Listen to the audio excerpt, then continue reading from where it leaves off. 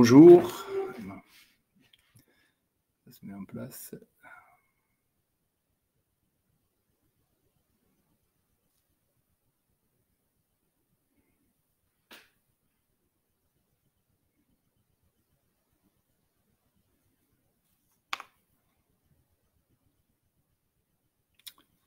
Bonjour et bienvenue à cet atelier matinal dont le thème est aujourd'hui, le thème proposé, celui de face au chaos, la possibilité de la rencontre du calme.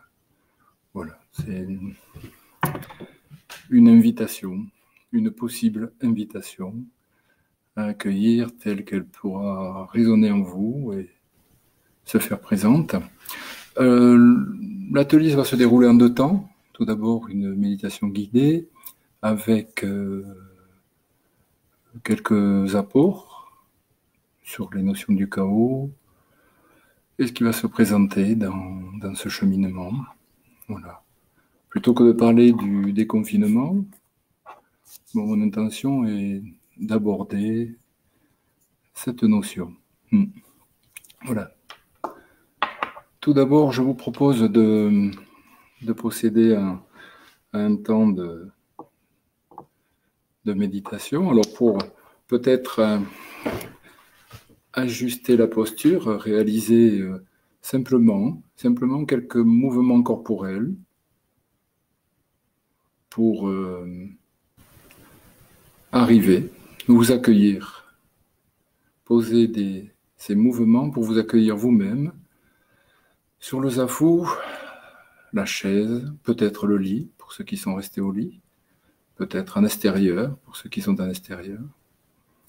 Simplement vous accueillir et accueillir vos sensations. Alors tout d'abord, en procédant à un exercice tout simple qui consiste à élever simultanément les 2 épaules en direction des oreilles et réaliser 3 cercles en rotation arrière, en déployant la poitrine, en revenant et en accueillant toutes les sensations qui se font présentes, peut-être au niveau du haut du thorax, dans la zone claviculaire, les épaules, peut-être les omoplates. Voilà. Et puis, de réaliser 3 respirations, ou plus, selon ce que votre corps vous indiquera. 3 expirations, comme disent nos amis espagnols, diafragmentadas, fractionnées de la sorte.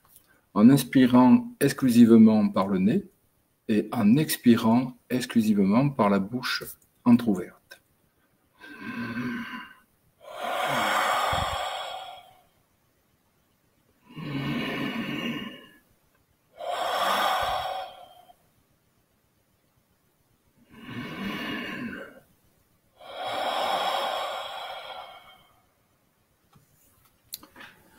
Puis voilà, nous allons entamer ce temps de méditation guidée. Donc ce temps va être ouvert avec un ending, un seul son, et clôturé avec 3 sons. 3 fois le timbre des cymbales que je vous propose d'écouter, d'accueillir.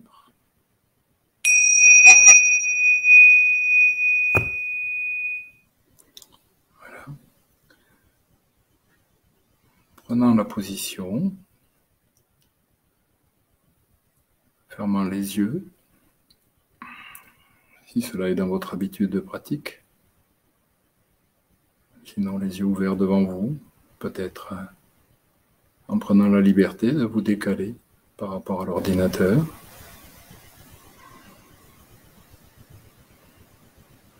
Puis d'accueillir toutes les sensations qui se font présentes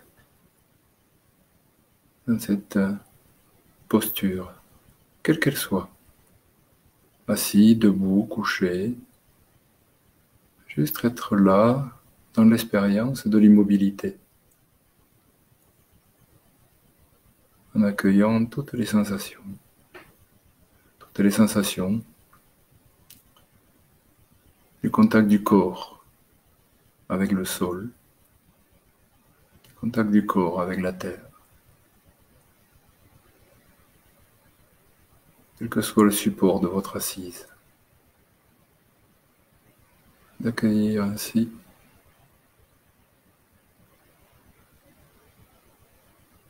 Faire des sensations dans les pieds, les jambes,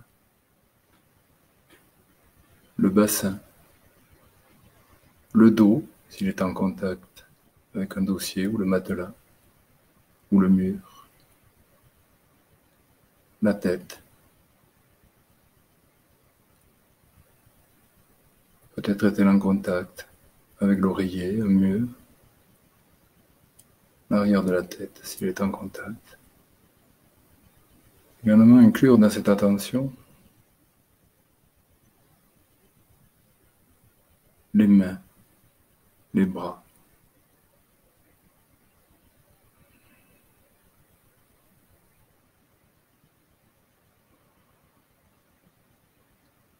Et maintenir ainsi l'attention encore quelques instants exclusivement sur les sensations de l'assise.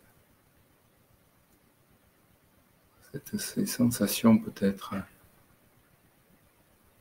de l'ancrage au sol, de l'ancrage à la terre.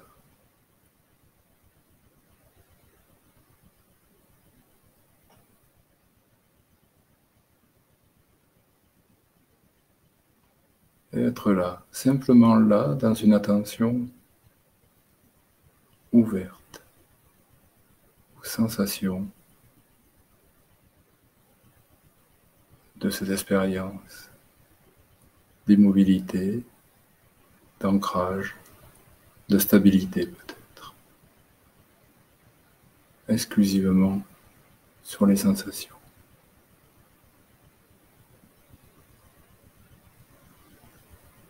Pratiquant ainsi un accueil de tout ce qui se fait présent.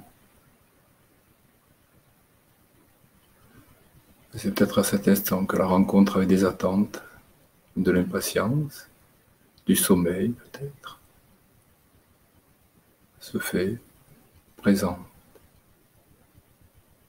Maintenir encore l'attention aux sensations du corps, dans cette expérience d'immobilité.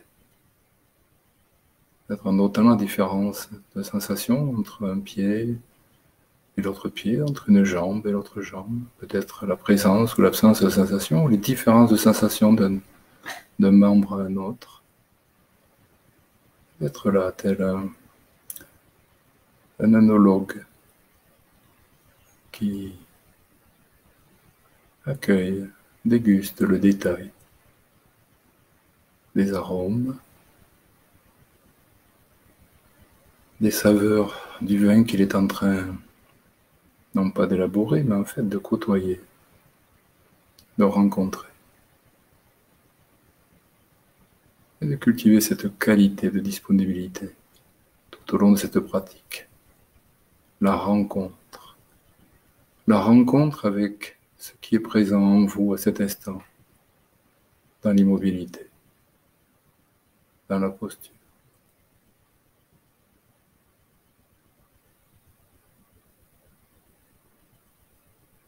Et tout cela avec un seul cap, une seule intention de fond, qu'est la pratique méditative, qui est celle de prendre soin de soi authentiquement, réellement, en posant des actes, simplement des actes, de prendre soin de soi. Ce qui peut être à cet instant, celui de rester dans cette immobilité. Ce qui peut être aussi de corriger la posture, d'écouter le corps, de corriger ou d'ajuster avec gentillesse, tendresse, cette posture. Peut-être ce qui est juste à cet instant, ce qui est juste, c'est de renoncer, peut-être, à la représentation que vous aviez de cette assise, de vous maintenir dans une posture immobile, parfaitement alignée. Peut-être que ce qui est juste pour votre corps, prendre soin de soi et de faire quelques pas. Voilà. Pratiquer l'enracinement, la présence, et c'est être ouvert à tout ce qui se fait présent en soi. En soi. Et d'ouvrir cette attention en accueillant la présence du souffle.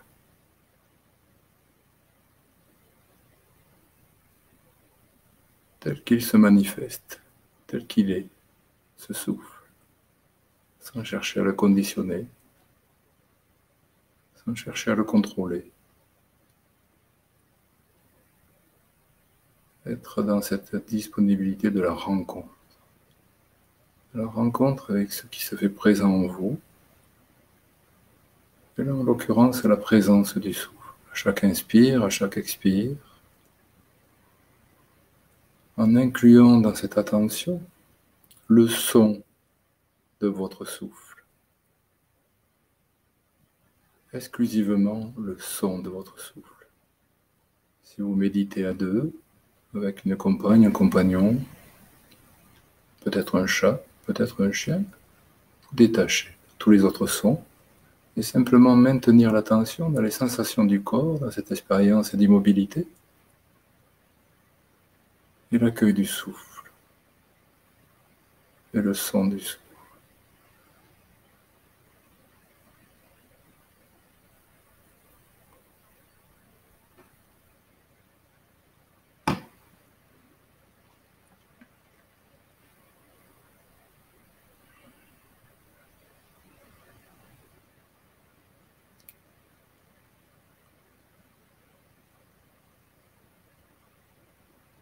Maintenir ainsi l'attention.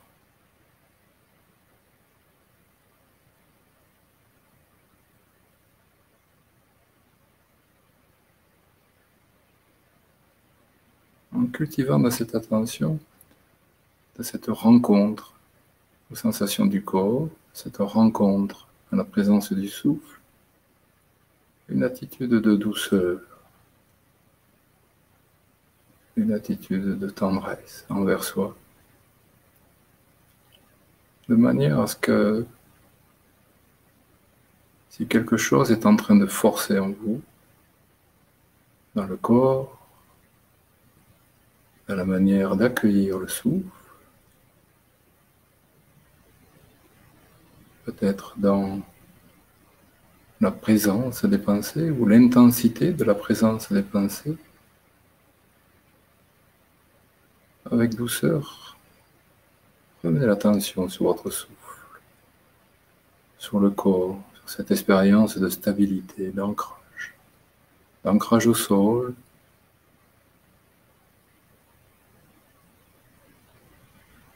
Il est courant de dire dans les pratiques de pleine conscience d'utiliser le souffle comme une encre. Bon.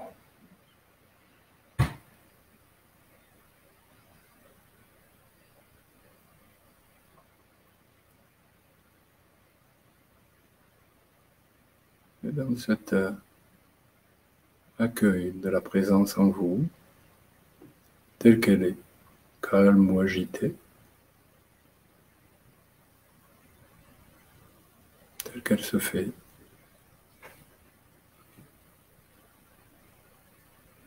intégrer dans cette attention corporelle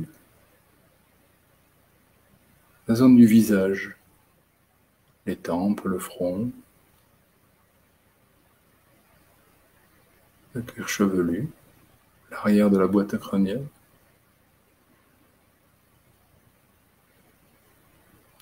les sourcils, les yeux,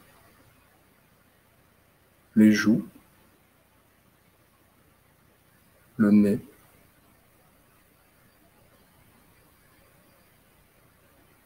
la mâchoire supérieure, les dents, les gencives, le palais, la mâchoire inférieure, les dents, les gencives, la langue.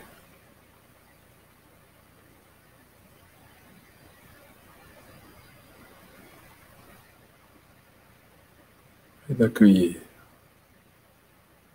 toutes les sensations présentes au niveau du visage.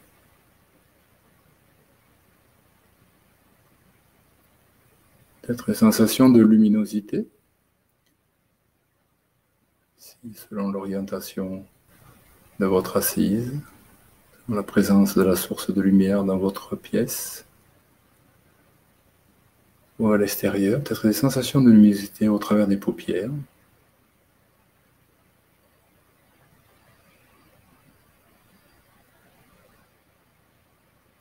maintenir ainsi l'attention. Une attention empreinte de douceur.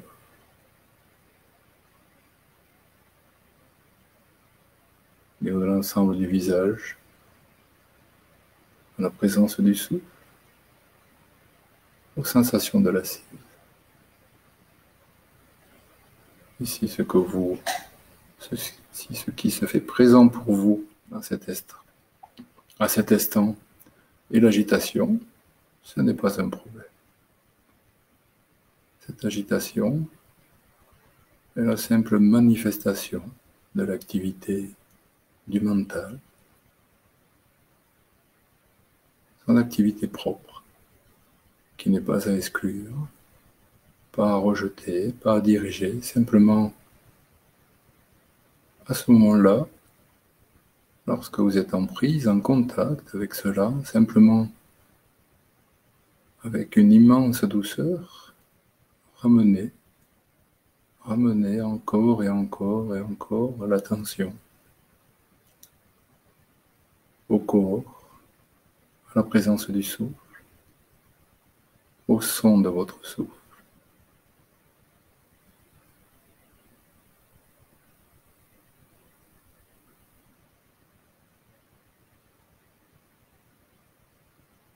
Demeurez ainsi dans une ouverture disponible, totalement disponible à la rencontre de ce qui se fait présent d'instant en instant.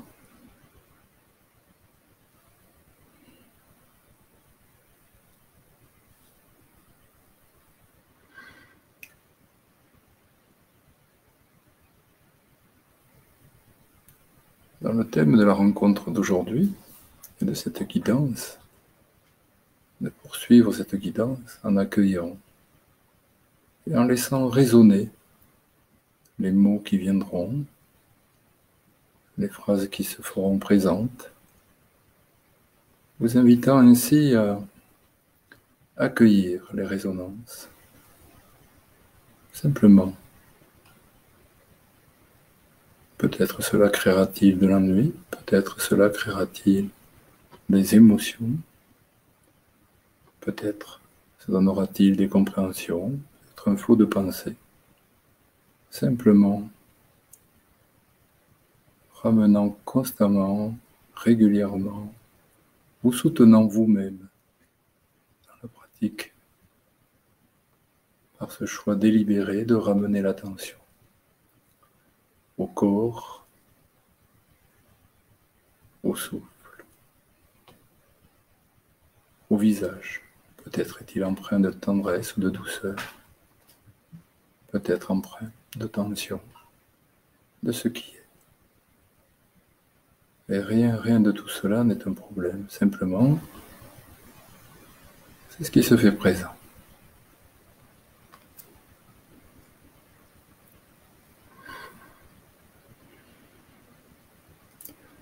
Le chaos, dans une de ses définitions, notamment en langue hébreu,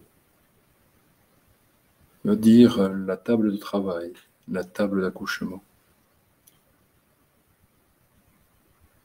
Bien sûr, en choisissant le thème du chaos, c'est une manière de poser, dans l'ouverture, un regard sur cette dimension, cette séquence de l'histoire humaine, dans laquelle nous sommes plongés au travers de la présence du Covid-19.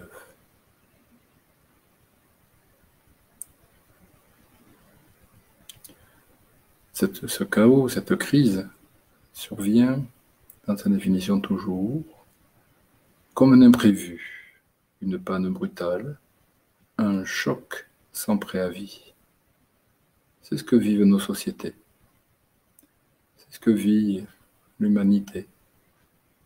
C'est ce à quoi elle est confrontée depuis quelques mois. Et ces quelques mois, à l'échelle du temps, de l'existence de la Terre, revêtent bien cette dimension du choc, cette proportion temporelle d'un choc, d'une panne brutale.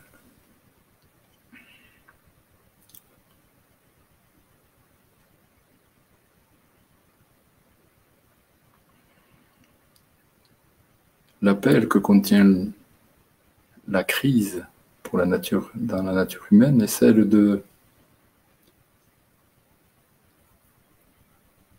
faire, de laisser émerger ou hurler des besoins prépondérants de sécurité, de vie, et même peut-être dans une dimension de réflexe de humain dans l'humanité, celui de la survie.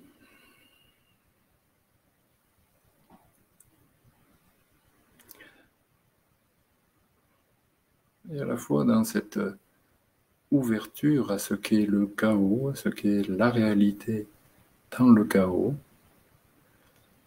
il y a la réalité du chaos. Pour les Grecs, étymologiquement, le chaos se situe avant la création du monde. C'est cette séquence du temps dans l'univers qu'évoque ce mot.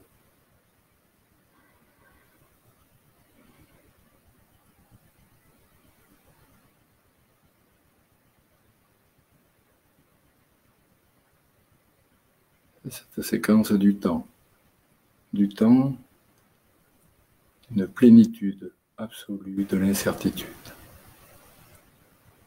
le chaos.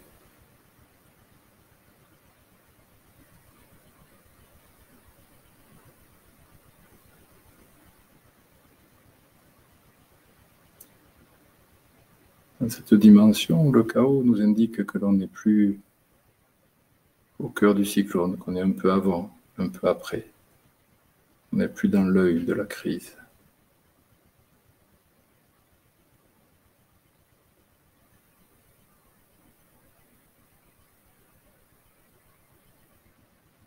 L'expérience de vivre dans la confrontation, le chaos nous ramène à la dimension de notre humanité, infime, de notre liberté, infime, celle de choix. De choix.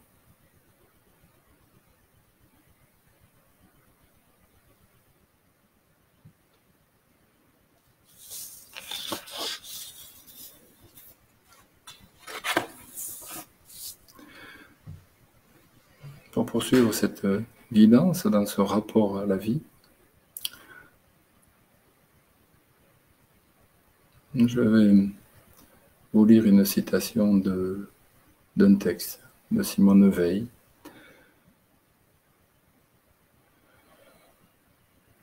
qui nous dit la chose suivante.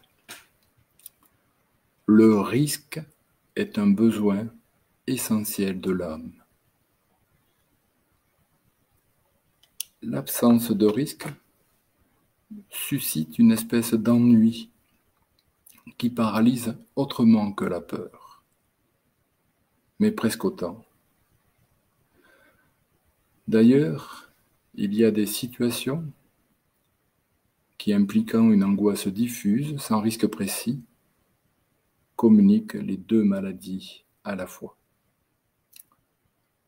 Le risque est un danger qui provoque une réaction réfléchie, c'est-à-dire qui ne dépasse pas les ressources de l'âme au point de l'écraser sous la peur.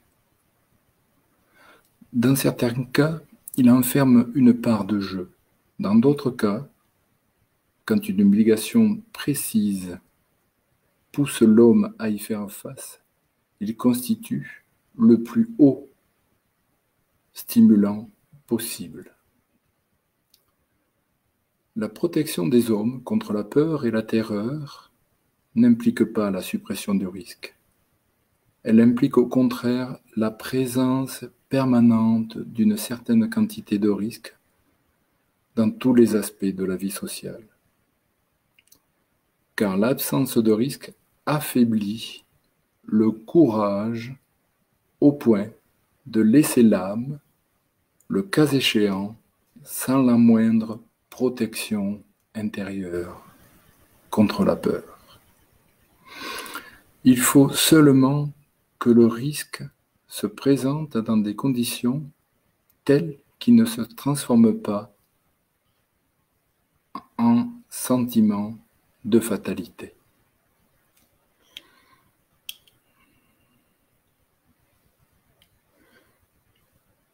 D'accueillir toutes ces dimensions, résonance dans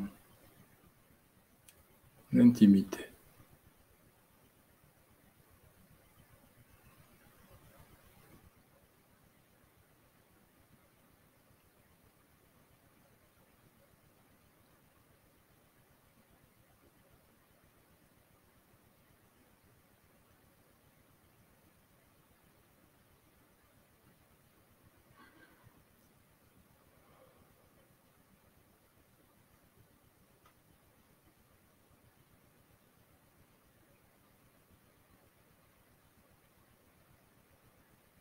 Cette fatalité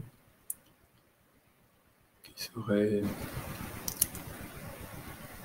la soumission,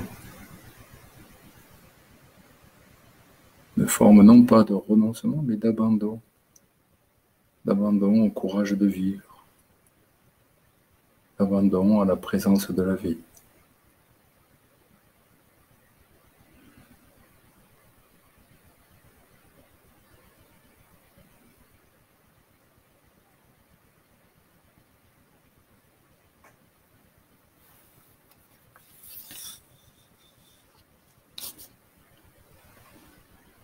De cultiver ainsi la présence à soi, l'accueil de la pure présence.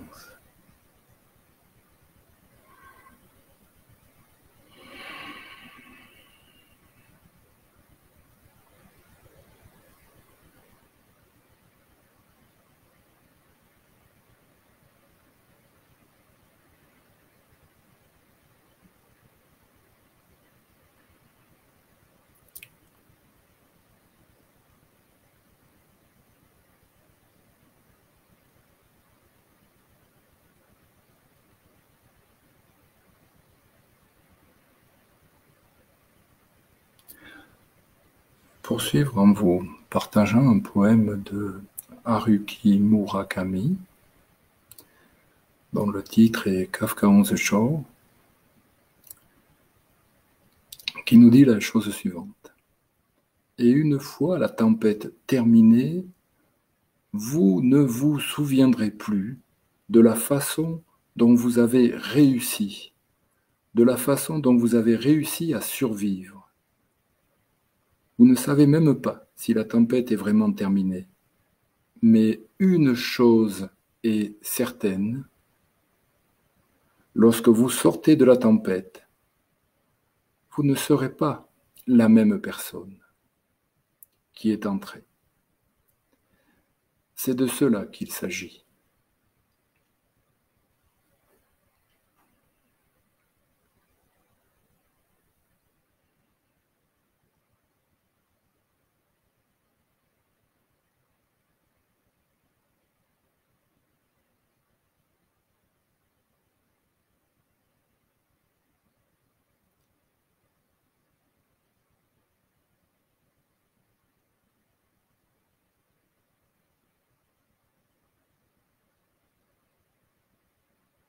Ce dont nous partageons ce matin, c'est bien de la vie et du flux de la vie. Et c'est peut-être cette mystérieuse transformation, à l'instar des galets, de ces pierres que produisent les rivières.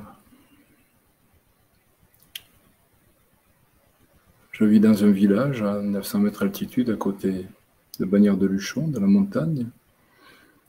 Et ce qui se fait présent à cet instant, c'est la transformation que vivent les roches glaciaires. Ouais, tout au long du fil de la Garonne, quand on peut voir encore aujourd'hui, malgré la disparition des glaciers, ces pierres des moraines qui sont grosses, qui sont déjà polies, qui parfois font plusieurs dizaines de kilos, elles sont polies. Elles ont perdu tout angle saillant dans le travail de l'œuvre glaciaire durant des millénaires. Et les mouvements des pluies, des écoulements de boue continuent d'alimenter la Garonne. Et les pierres parcourent des kilomètres, des centaines de kilomètres de ces contreforts pyrénéens pour arriver dans l'estuaire de la Gironde, en banlieue nord de Bordeaux, sous forme de sable.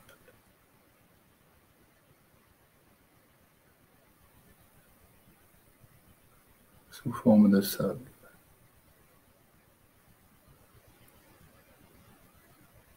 Ces pierres qui, au départ de leur entrée dans le fleuve, pesaient pour certaines, des dizaines de kilos, et aboutissent, au fil du temps, à cette dimension de sable.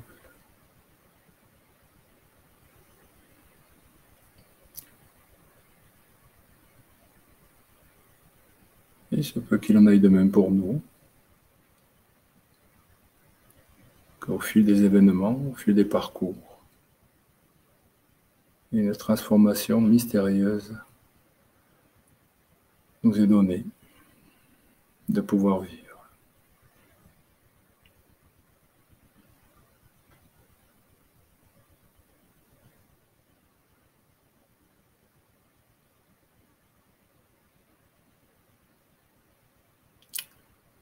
Ramenant l'attention au corps, à la présence du souffle.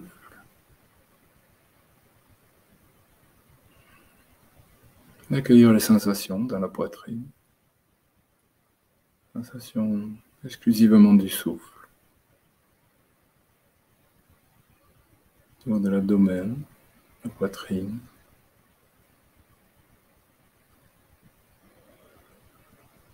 Si vous le souhaitez, de procéder à des inspirations par le nez et expirer par la bouche, autant de fois que nécessaire, en posant une intention que peut-être votre corps va vous indiquer, intention de nettoyage, intention de ce qui se fait présent en vous, d'accueillir cette matinée, ce qui est juste pour vous. Peut-être d'émotions que vous souhaitez saluer et laisser suivre leur cours, se libérer, ou d'accueillir les tensions de ce qui est.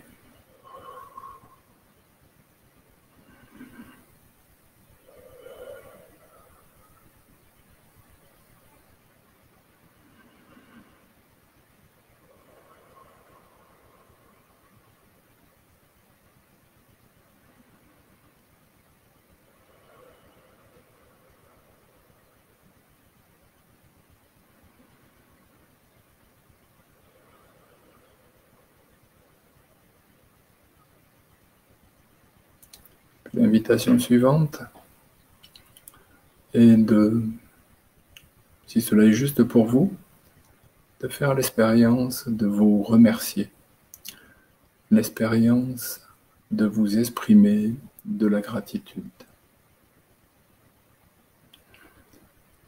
Dans cette intention de gratitude envers vous-même,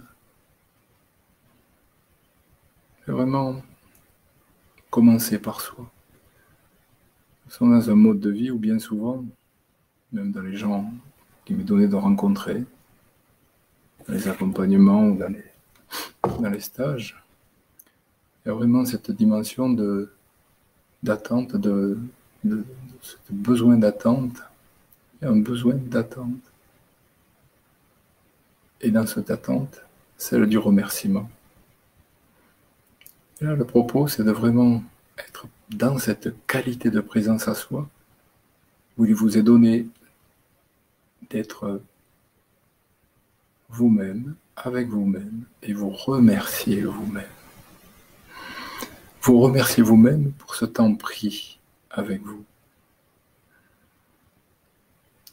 pour ce temps que vous êtes accordé, cet effort peut-être matinal, d'être là à 9 heures. Peut-être étiez-vous venu pour chasser l'ennui, des journées qui s'enchaînent, quel qu'en soit, pour remercier pour cette attention que vous vous êtes apportée durant ce temps. Fut-il agité, fut-il distrait, fut-il profondément calme, quel qu'il ait été.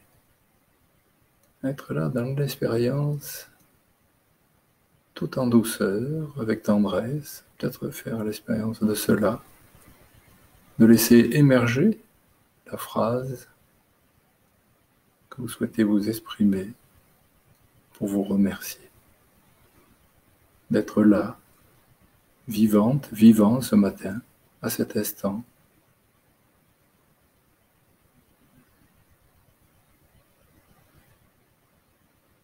Et vous remercier de ce cadeau que vous êtes fait. C'est ainsi que vous le ressentez, d'avoir pris ce temps pour être avec vous-même.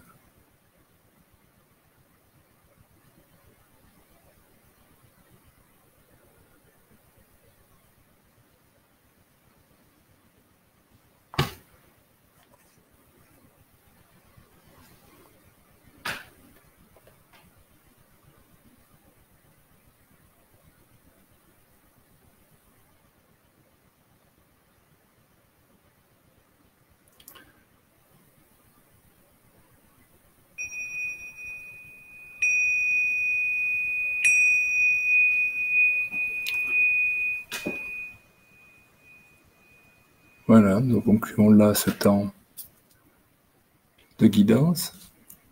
Peut-être, si vous le souhaitez, de réaliser quelques mouvements que votre corps peut solliciter après ce temps de sédentarité immobile, si telle a été la pratique que vous avez retenue. Et puis, si vous le souhaitez, nous pouvons échanger en partant de questions. Si vous souhaitez poser des questions sur le chat, j'apporterai quelques retours, si tel.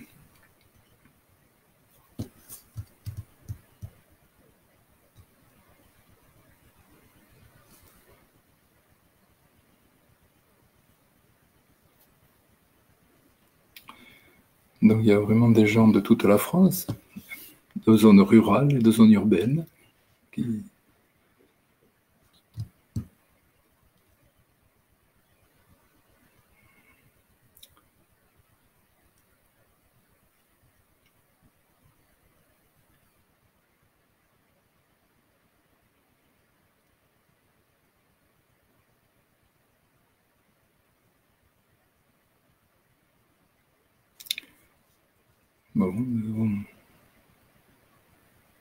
plusieurs personnes ont connu des aléas de connexion.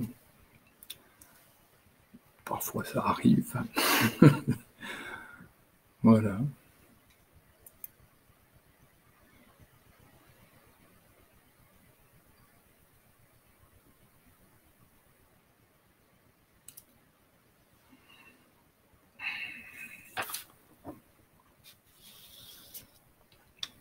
Dans ce calme qu'il est possible d'accueillir, ou qui parfois se fait présent quand on pratique, en pratiquant la méditation,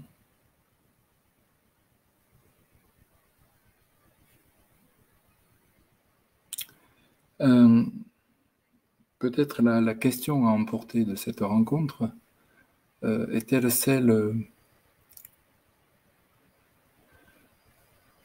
celle de qui en moi fait ses choix?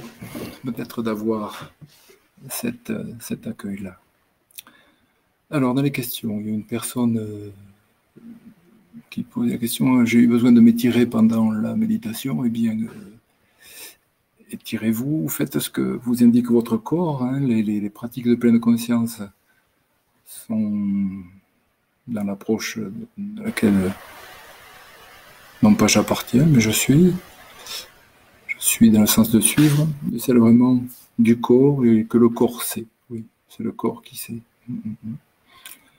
C'est le corps qui sait. Et donc c'est lui qui est à écouter en premier. C'est lui le sachant en vous. Et c'est par lui que vous pouvez peut-être rester vous-même ou être au contact de vous-même. Ouais. Et puis dans la méditation, on rencontre pas mal de tensions, des tensions parfois des douleurs même. Donc tout cela, que dire? Est-ce que c'est normal? C'est comme cela. Voilà.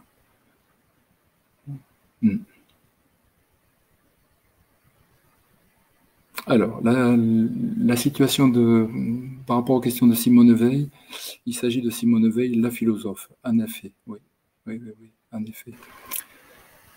C'est une auteure, comment dire, c'est une auteure qui est comme femme, enfin bon, je veux dire, j'ai pas de machisme ou de féminisme accru ou éprouvé.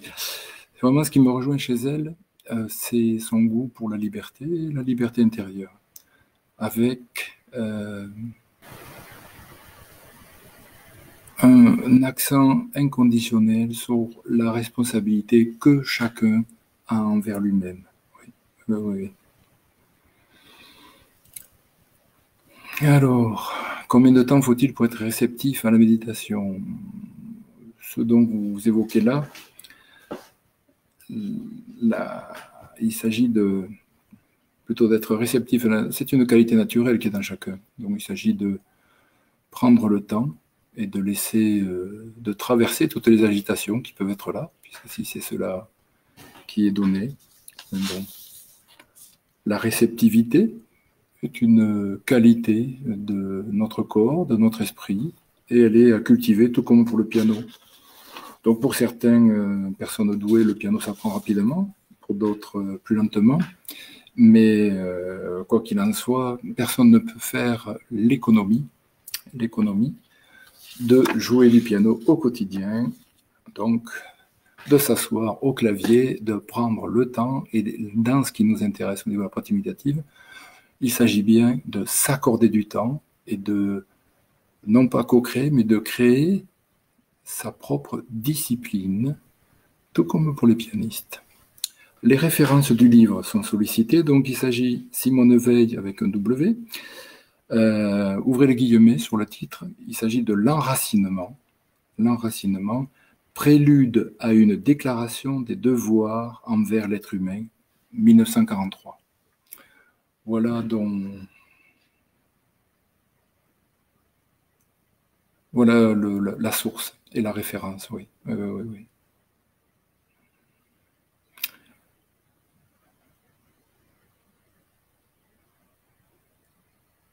Alors, puis-je relire la définition du risque, s'il vous plaît? Madame, oui, ok. Alors, il y a d'autres intérêts sur le sujet, donc je vais la relire. Le risque est un besoin essentiel de l'âme. L'absence de risque suscite une espèce d'ennui qui paralyse autrement que la peur, mais presque autant. Je dirais entre parenthèses, c'est l'apathie. L'apathie. D'ailleurs, il y a des situations qui, impliquant une angoisse diffuse, sans risque précis, communiquent les deux maladies à la fois. Le risque est un danger qui provoque une réaction réfléchie, c'est-à-dire qu'il ne dépasse pas les ressources de l'âme au point de l'écraser sous la peur. Dans certains cas, il enferme une part de jeu. Dans d'autres cas, quand une obligation précise pousse l'homme à y faire face, il constitue le plus haut des stimulants possibles. La protection des hommes contre la peur et la terreur n'implique pas la suppression du risque. Elle implique au contraire la présence permanente d'une certaine quantité de risque dans tous les aspects de la vie sociale, car l'absence de risque affaiblit le courage au point de laisser l'âme, le cas échéant, sans la moindre protection intérieure contre la peur. Il faut seulement que le risque se présente dans des conditions telles qu'il ne se transforme pas en sentiment de fatalité. Voilà.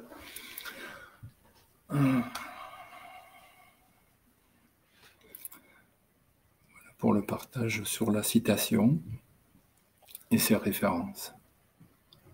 Mm.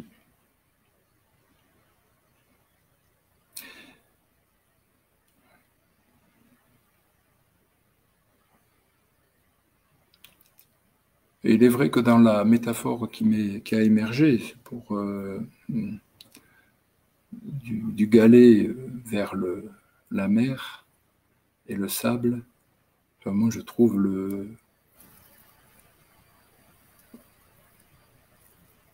l'infinie patience que comporte un itinéraire de vie et une transformation qui se fait dans l'accueil de la vie. Vraiment, dans l'accueil de la vie, oui. Mhm. Et de toute façon, ça a lieu. Et tout ça, ça a lieu à l'insu de notre plein gré. Donc ça, c'est pour aller au cœur du cœur de l'acceptation, oui. Mhm. Oui. Et donc, quoi qu'il en soit, nous avons toujours la possibilité de prendre soin de nous et peut-être de faire l'expérience essentielle de la douceur. De la douceur, oui. Parce que notre mode de vie et notre fonctionnement cérébral est plus axé en partie sur le fait de l'effort, de forcer, de focaliser. Et alors que la douceur est une invitation à l'ouverture et à être dans l'ouverture. Oui. Bon, alors, pour ce qui est du sujet de cette dimension de remerciement envers soi-même, pour moi, c'est l'introduction à l'autocompassion, à cette dimension, mais une autocompassion sans fixer, sans se focaliser sur soi. Ouais. Oui. Vraiment dans l'ouverture, parce que le sujet qui est au fond du remerciement et de la difficulté à se tourner au travers du remerciement vers son cœur, il s'agit bien de l'estime de soi. Voilà. Et l'estime de soi, elle est comme elle est, il n'y a pas à forcer les choses, il n'y a pas à la conditionner, vraiment. Il y a une dimension, là aussi, hein, tout comme dans les sensations physiques, dans la respiration, dans l'ancrage de la présence. Voilà, l'estime de soi est à aborder avec, comment dire,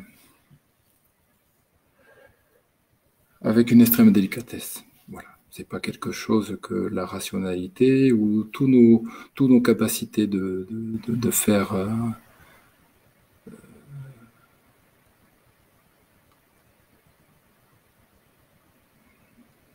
ouais, en force.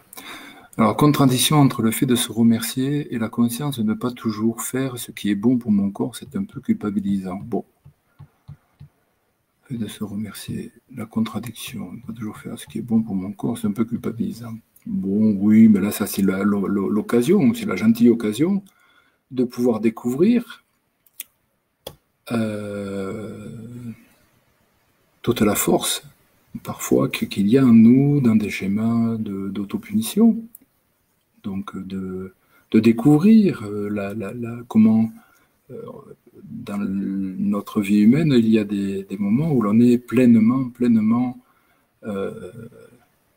accroché et on s'accroche à tout ce qui est culpabilisant. Oui, oui, oui, oui. Ça fait partie de ce que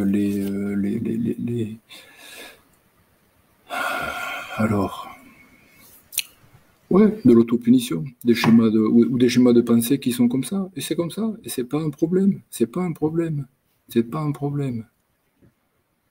Ouais, oui, c'est pas un problème, c'est comme cela. C'est comme cela.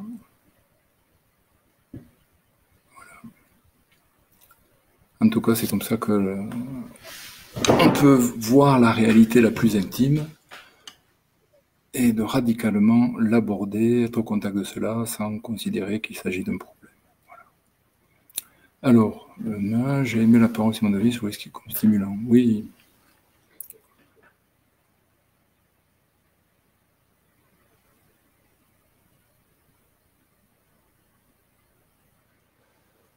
Ouais.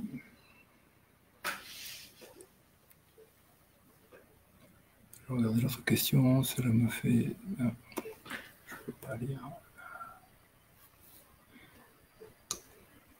Bon.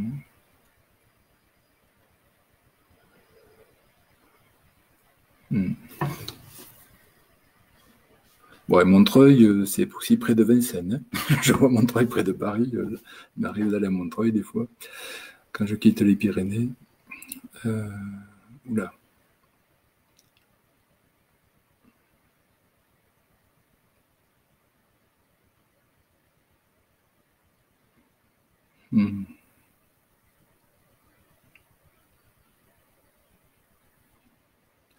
C'est-à-dire, pour revenir sur la culpabilité, c'est-à-dire que là, il y a vraiment une source de non pas d'investigation, mais d'accueil, d'information sur ce qui est qui s'accroche en nous. Il y a quelque chose de cette dimension-là. Et vraiment cultiver la présence, inviter son corps, son esprit au calme, à l'ouverture. Il y a là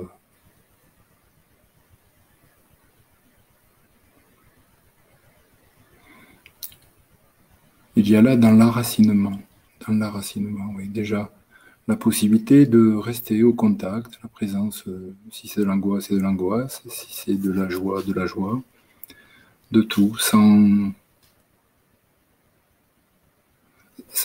s'endommager. Et puis s'il y a quelque chose qui submerge, la possibilité dans ce qui est...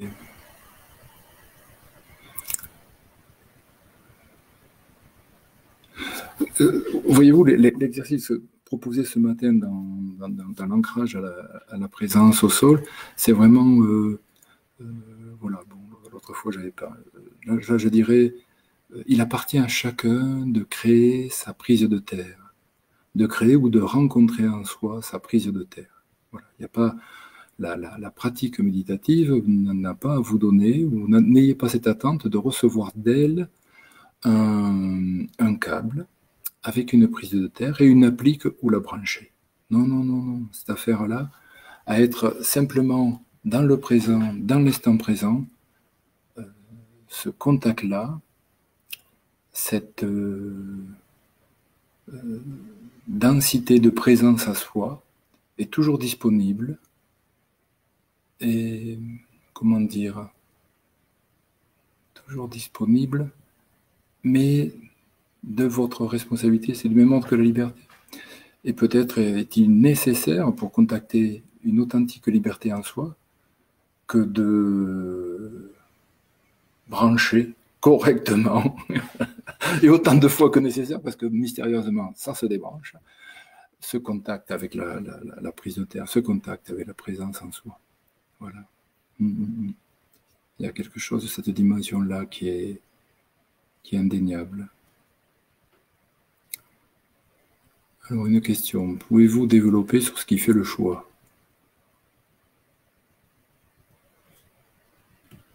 Ce qui fait le choix, c'est la simple vie de la liberté. Il y a un auteur connu, Viktor Frankl, qui était un psychiatre, bon, au passé parce qu'il est décédé, qui était un psychiatre, et qui a créé la logothérapie. Alors cet homme a survécu au camp de concentration d'Auschwitz, avec une particularité, c'est qu'il a tout le long de cette épreuve dans le camp partagé ce qu'il pouvait d'humanité, allant jusqu'à partager ses repas ou partie de ses repas avec des personnes. Et les gens qui l'ont suivi dans cette attitude de partage ont globalement, semble-t-il, survécu. Voilà. Et là, l'enjeu, c'est pas d'entrer sur la dynamique de survivance, mais en partant de son enseignement ou son témoignage de vie, c'est d'accueillir combien, pour lui, chaque homme a l'intime liberté de faire les choses à sa façon. On a très peu de liberté. On a très peu de liberté dans son constat de vie dans la vie. on est soumis, on est avec des responsabilités sur lesquelles on a au fond peu de moyens d'action. Par contre, la seule action radicale et intégrale que l'on a, c'est de faire le choix de la manière, de la façon de faire. Ouais. C'est peut-être là qu'elle se situe, dans cette attitude que, bon, par mon propos ramènerait à celle de l'attitude de la présence et de faire la façon. De quelle façon je fais les choses. Oui. Peut-être qu'elle se situe là, la vraie liberté ou le nano-espace de liberté. Donc voilà pour le choix. Après, si vous êtes dans l'épreuve du doute, ou la dynamique du doute, ben, humainement, ça fait partie du cheminement. Et, ouais. Et bonne patience avec ça. Ouais. Voilà.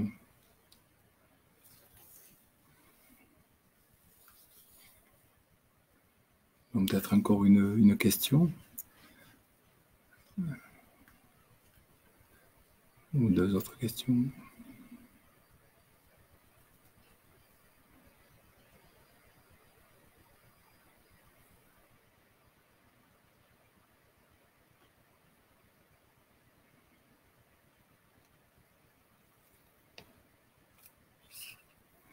Bon, mais voilà. Je vous propose pour conclure de prendre juste quelques... de refermer les yeux, d'accueillir tout ce qui a pu être échangé, d'accueillir toutes les résonances en ramenant juste l'attention sur la respiration.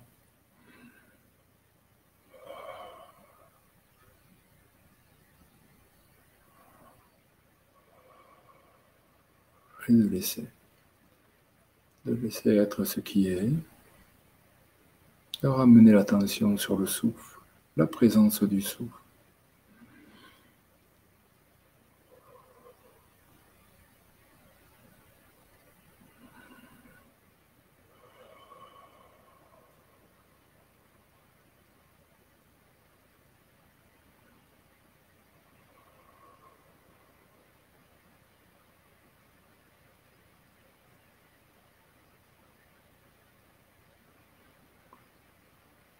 Et d'accueillir le fait que, ouais,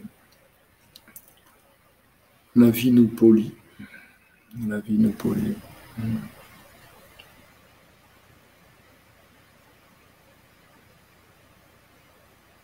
Et que l'expérience de vie comporte aussi cette particularité qui est l'abrasement, être abrasé. C'est un des termes qui illustre le polissage, la disparition des écueils, des pointes saillantes. Il y a quelque chose de cette dynamique-là que nous donne à vivre la vie.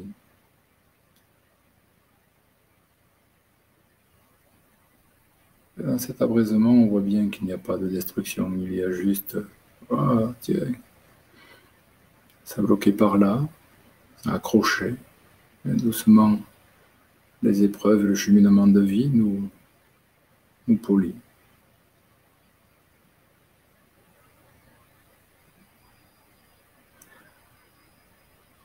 Et rend peut-être ainsi possible l'acceptation d'être poli envers soi, si l'on est poli par la vie. Il y a cette invitation peut-être à accueillir comme une expérience et une expression, une authentique bienveillance envers soi-même. Être poli envers soi. En se témoignant de la tendresse, ou la possibilité d'accueillir cela dans la tendresse, dans la douceur.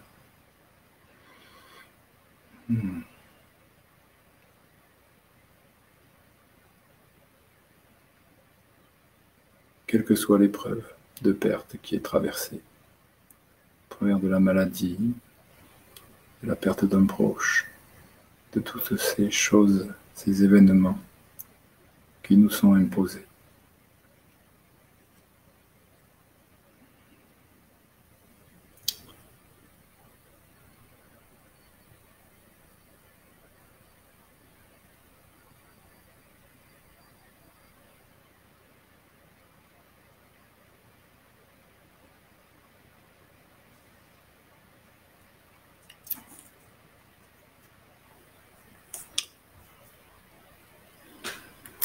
Voilà, je vous propose de conclure cette pratique et ce temps partagé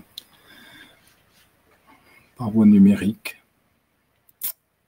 dans cet instant, et je vous souhaite une bonne journée, une belle journée, et comme disent nos amis suisses, peut-être une toute bonne journée. Au revoir et merci beaucoup.